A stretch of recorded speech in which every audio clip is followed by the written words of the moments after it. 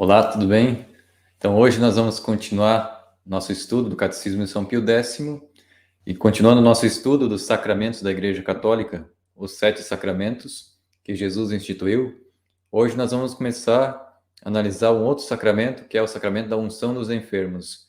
Se vocês recordam, a gente viu alguns sacramentos já, como a Eucaristia, o batismo, a crisma, e na última vez nós vimos sobre o sacramento da penitência. E hoje, então, nós vamos ver sobre o sacramento da unção dos enfermos, ou como era chamado, a extrema unção. Então, vou compartilhar novamente a tela com vocês, para que vocês possam, aí da sua casa, acompanhar, então, na tela do celular ou da TV, o texto do Catecismo de São Pio X, de modo que vocês possam ir lendo e acompanhando a reflexão comigo. Então, a princípio, eu vou mostrar com vocês alguma passagem na Escritura que demonstra sobre esse sacramento da unção dos enfermos, que possui fundamento bíblico também.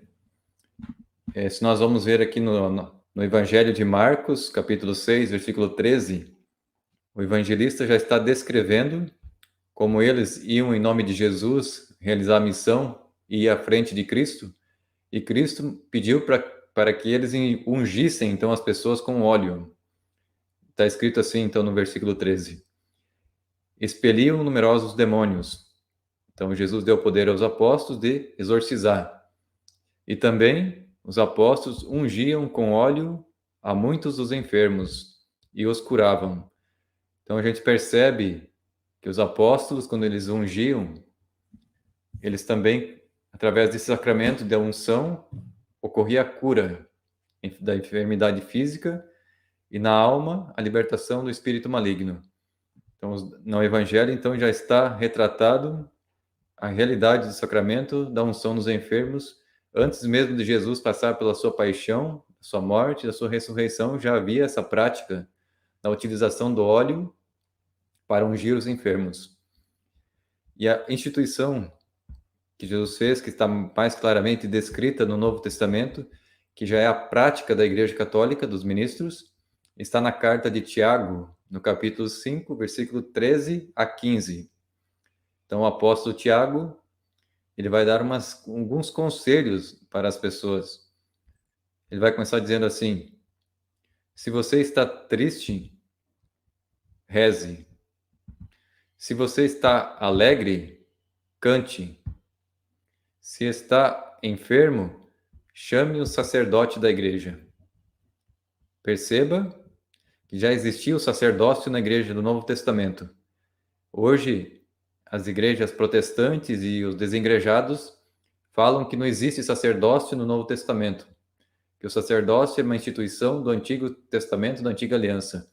No entanto, a carta de Tiago já deixa claro que, assim como Cristo é o sumo sacerdote do Novo Testamento, segundo a ordem de Melquisedeque, também existem no Novo Testamento, na igreja, os sacerdotes de Deus, os sacerdotes de Cristo. E ele vai dizer assim: chame, se você está enfermo, se você está doente, chame um sacerdote. E o sacerdote, ele vai rezar, então, sobre o enfermo e vai também, além de rezar, ungir com óleo, que nós chamamos do óleo do crisma, óleo da unção dos enfermos. E esse óleo vai ser uma unção em nome do Senhor Jesus. Então, a atividade dos ministros da igreja, desde o princípio, já na comunidade apostólica, era a utilização do óleo e a prática do sacerdote de visitar os enfermos, ungir e rezar com eles.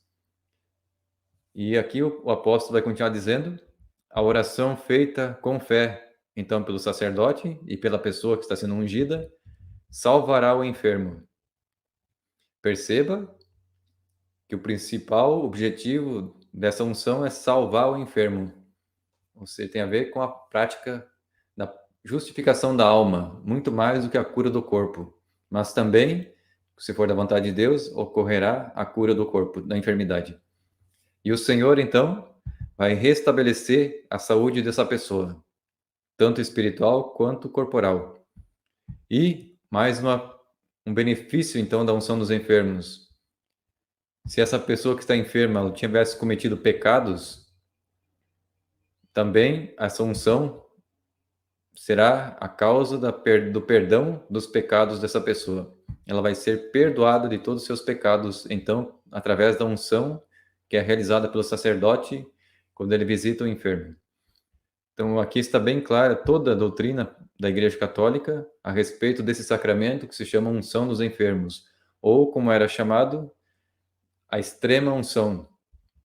Então, agora nós vamos olhar no Catecismo de São Pio X como está a doutrina explicada sobre esse sacramento da unção dos enfermos. Então, capítulo 7º do Catecismo, a extrema unção. O que é a extrema unção? A extrema unção é o sacramento instituído para o alívio espiritual e também temporal dos enfermos em perigo de vida. Ou seja, aquela pessoa que está à beira da morte, de perder a vida, né? Então, a extrema unção, a própria palavra extrema, era utilizada justamente porque era uma situação excepcional. Ela não era dada a qualquer pessoa, era dada a pessoas que estavam em grande perigo de morte. E esse benefício que é recebido através desse sacramento ajudava então a restituir tanto a questão espiritual dele como a corporal do enfermo, né? Eram as duas realidades, a pessoa completa. Próxima questão. Que efeito produz o sacramento da extrema unção? O sacramento da extrema unção produz os seguintes efeitos. Primeira coisa, essa unção aumenta a graça santificante. Relembre que a graça santificante só existe na pessoa que está em estado de graça, aquela que não está com pecado mortal. Ela é batizada e está confessada, não possui pecado algum mortal. Nessa pessoa, então, a extrema unção vai aumentar essa graça santificante, vai aumentar com um auxílio da graça divina nessa pessoa. E ela, como está em um estado de enfermidade, de debilidade, essa graça espiritual, que é o auxílio da graça da unção dos enfermos, vai ajudar essa pessoa a se recuperar, se for da vontade de Deus, também no corpo.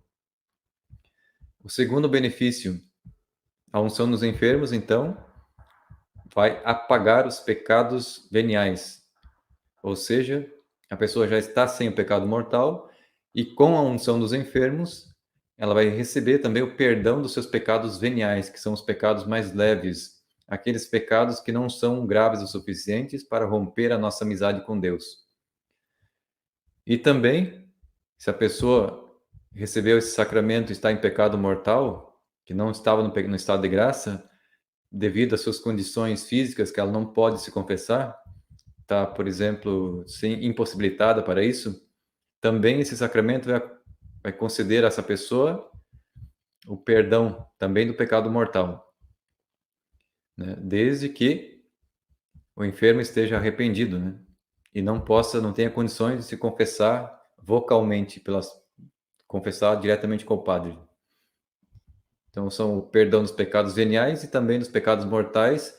Se a pessoa enferma está arrependida dos seus pecados, que é a condição básica para todo perdão, e que ela não tem a possibilidade de confessar no jeito ordinário. Ela vai receber, então, o perdão de todos os pecados. E o terceiro benefício de quem recebe a unção nos enfermos, ou a extrema unção, é que ele vai tirar aquela fraqueza de vontade, aquela languidez de praticar o bem. A pessoa que vai receber, então, a extrema unção, ela vai receber uma vitalidade, uma fortaleza na vontade para que a pessoa possa praticar o bem. Ela vai se inclinar ao bem, a Deus. E com isso, fica ainda depois de se ter alcançado o perdão dos pecados. Perceba que quando ela recebeu o perdão dos pecados, ainda ficava uma espécie de fraqueza. E com isso, o auxílio da unção dos enfermos ajuda também o paciente, a pessoa doente, a ser fortalecida na sua alma para conquistar, né, essa graça que o ajuda a ser melhor, a praticar o bem. E um quarto benefício é que a unção dos enfermos, ela vai dar uma força para suportar com paciência o mal.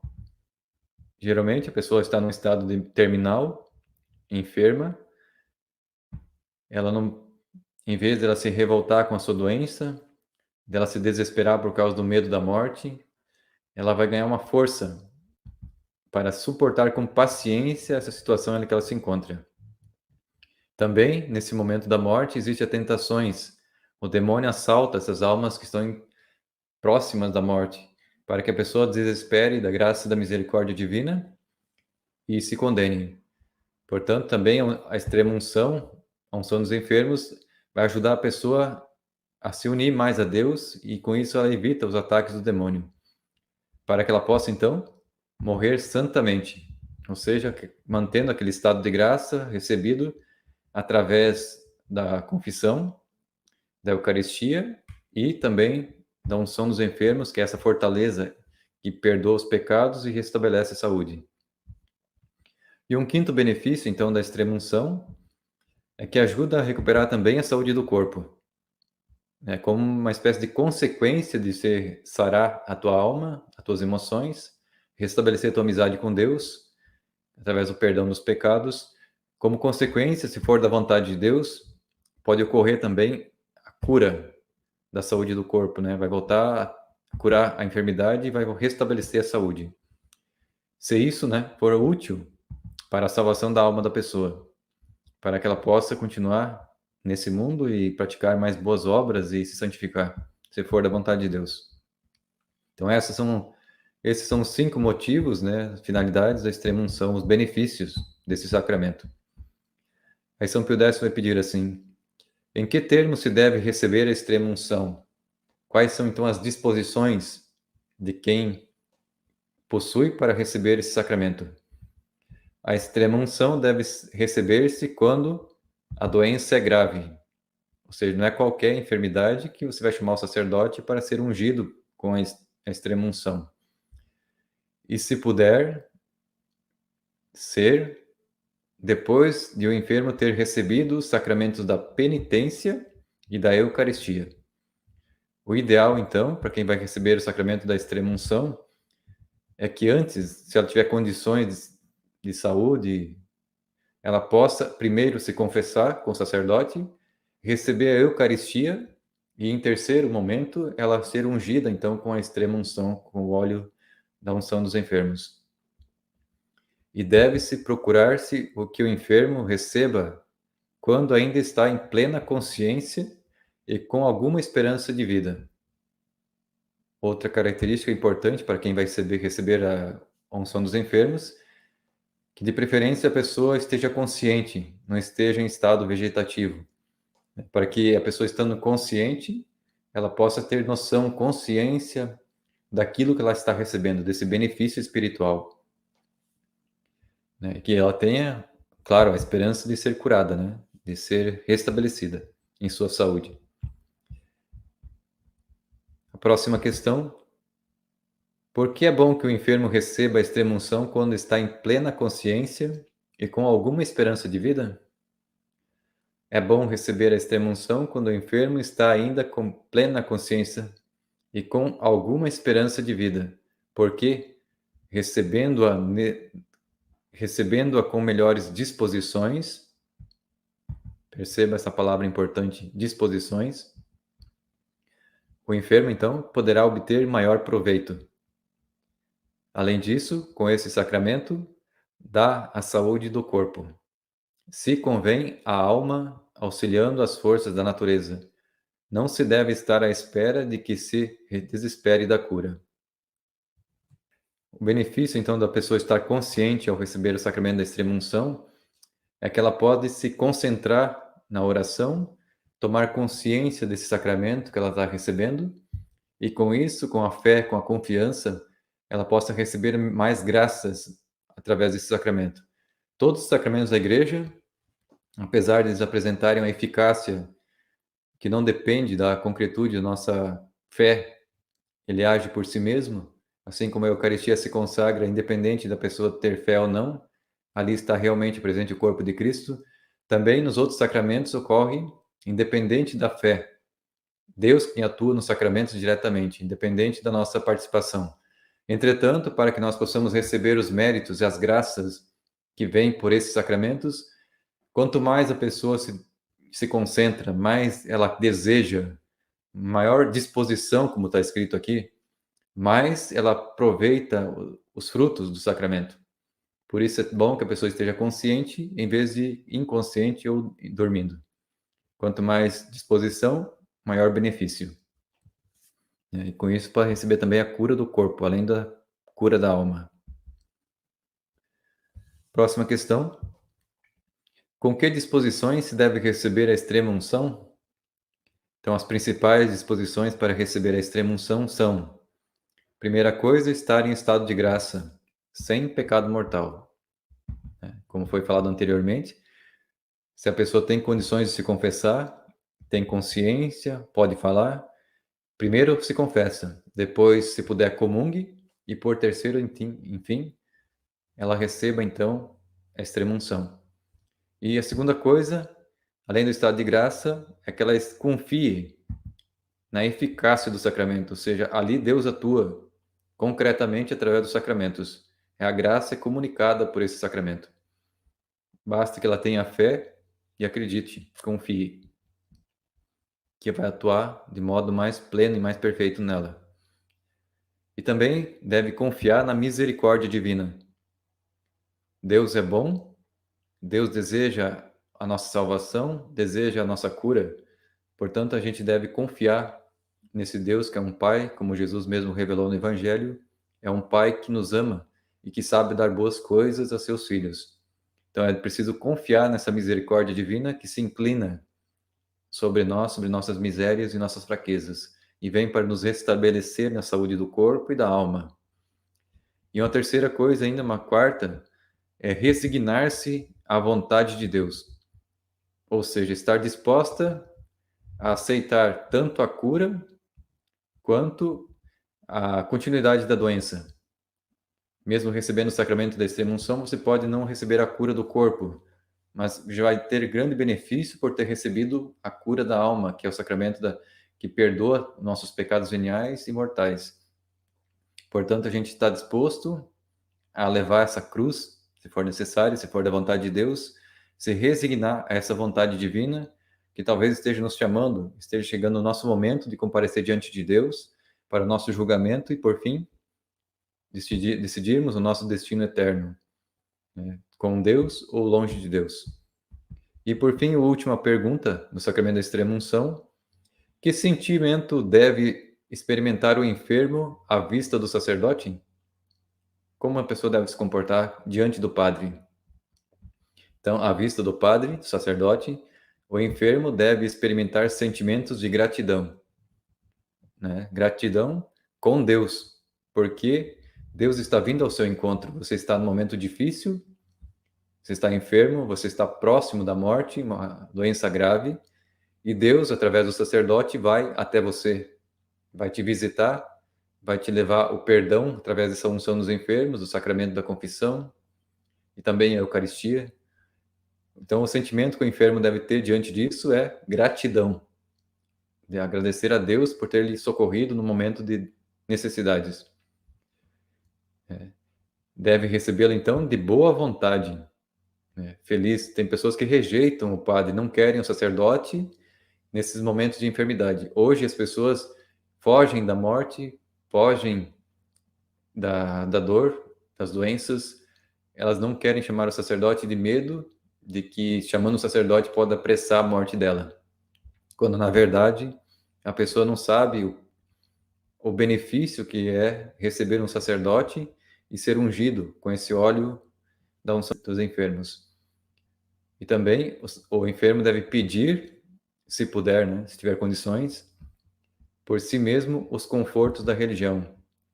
Então ele deve manifestar esse desejo: eu quero receber o sacramento da extrema-unção, eu quero me confessar, eu quero receber a Eucaristia, porque pode ser a minha última vez, a minha última oportunidade de receber esses sacramentos e me preparar a minha alma para comparecer diante de Cristo, diante do tribunal do justo juiz, e ali, diante de Deus, diante de Jesus, vou ser julgado e o meu destino eterno vai ser decidido. Portanto, a minha atitude nesse momento é de gratidão e pedir. Eu preciso desse auxílio divino, dessa ajuda de Deus.